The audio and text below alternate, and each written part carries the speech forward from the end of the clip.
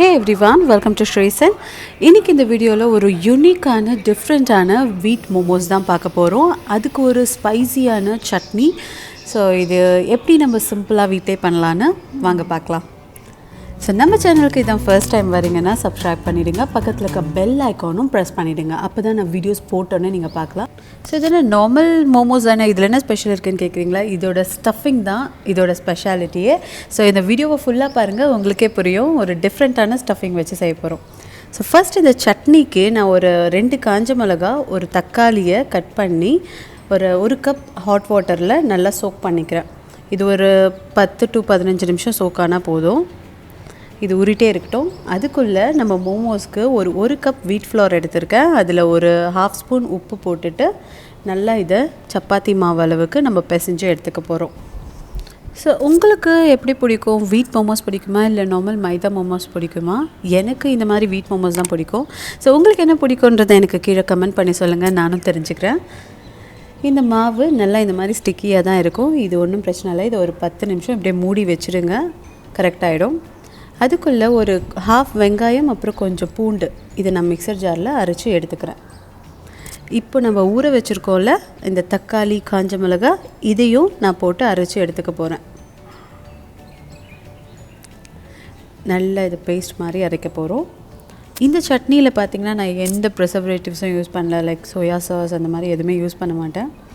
இப்போ ஒரு பேனில் ஒரு ஸ்பூன் ஆயில் ஆட் பண்ணிக்கிறேன். இப்போ நம்ம அரைச்சி வச்சோம்ல அந்த வெங்காயம், பூண்டு அதை ஆட் பண்ணிக்கலாம். இது நீங்கள் நல்லா சாப் பண்ணிங்கனாலும் ஓகே, ஃபைன். இல்லாட்டி மிக்சர் ஜாரில் இந்த மாதிரி போட்டு ஒரு 2 விப் அந்த மாதிரி போதும். இப்போ இதில் ஒரு 1/2 ஸ்பூன் உப்பு ஆட் பண்ணிக்கிறேன்.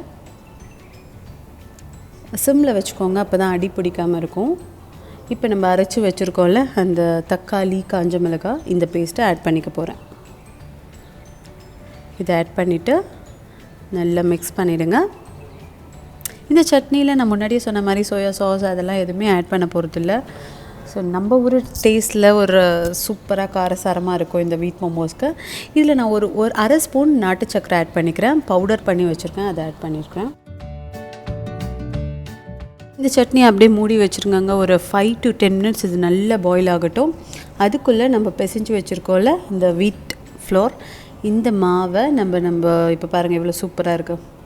இது நம்ம சின்ன சின்ன பால்ஸாக எடுத்துகிட்டு உங்கள்கிட்ட இந்த கொழுக்கட்டை மோல்டு இருக்கும்ல, ஸோ அந்த மோல்டுக்குள்ளே நீங்கள் போட்டுடலாம். சரி, நான் அதுலேயும் ஒன்று பண்ணி காமிக்கிறேன். நார்மலாக நம்ம மடிப்போம்ல மோமோஸ், அந்த மாதிரியும் பண்ணலாம். ஸோ இதில் இந்த மாதிரி வச்சுட்டு இப்போ நம்மளோட ஸ்டஃபிங் தான் மேட்டர். ஸோ நான் கோல்ஸ்லா வச்சு நான் இந்த ஸ்டஃப் பண்ண போகிறேன்.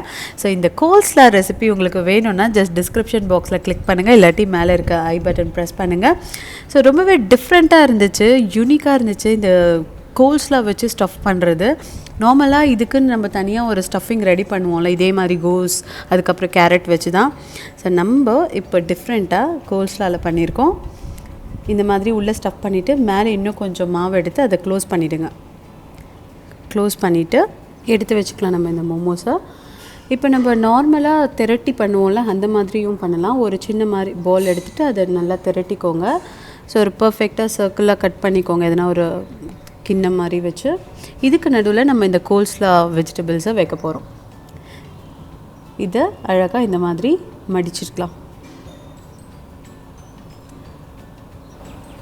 ஸோ நீங்கள் எந்த மாதிரி வெஜிடபிள் ஸ்டஃபிங் பண்ணுவீங்க? உங்களுக்கு இந்த கோல்ஸ்லா ஐடியா பிடிச்சிருக்குன்னா நீங்கள் எனக்கு கீழே கமெண்ட் பண்ணி சொல்லுங்கள், நானும் பார்க்குறேன்.